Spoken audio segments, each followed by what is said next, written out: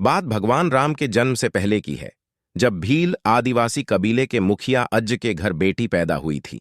उसका एक नाम श्रमणा और दूसरा नाम शबरी रखा गया। शबरी की मां इंदुमती उसे खूब प्यार करती थी। बचपन से ही शबरी पशु पक्षियों की भाषा समझकर उनसे बातें करती, और जब शबरी की मां उसे देखती तो कुछ समझ नहीं पाती थी। कुछ समय बाद एक पंडित ने शबरी के परिवार को बताया कि वो आगे चलकर सन्यासी बन सकती है। इस बात का पता चलते ही शबरी के पिता ने उसका रिश्ता तय कर दिया।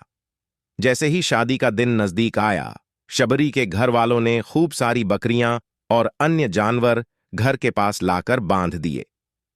एक दिन शबरी का मां जब उसके बाल बना रही थी तो उसने मां से पूछा, इतने सारे जानवर हमारे घर क्यों लाए गए हैं? मां ने जवाब दिया, बेटी, तुम्हारा विवाह होने वाला है, इसलिए हम लोगों ने इनका इंतजाम बलि के लिए किया है। तुम्हारी शादी के दिन ही बलि प्रथा होगी और फिर इनसे स्वादिष्ट भोजन बनाकर सबको परोसा जाएगा। यह सब सुनकर शबरी दुखी हो गई। काफी देर तक शबरी ने उन जानवरों को आजाद करने के बारे में सोचा। सोचते सोचते शबरी के मन में हुआ कि अगर ये जानवर यहां नहीं होंगे तो इनकी बलि रुक सकती है।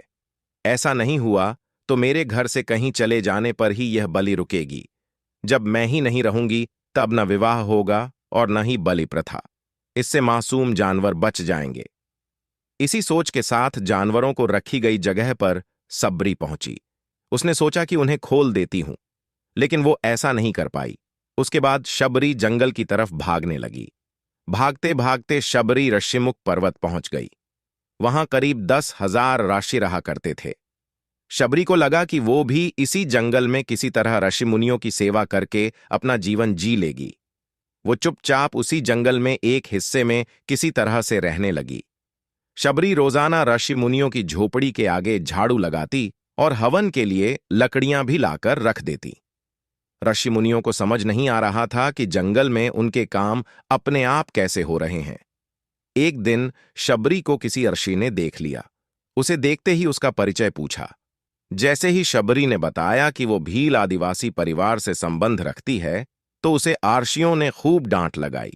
शबरी को इस बात का बिल्कुल भी पता नहीं था कि उसकी जाति छोटी है और उसे आर्षियों द्वारा जाति की वजह अपमान सहन करना पड़ेगा।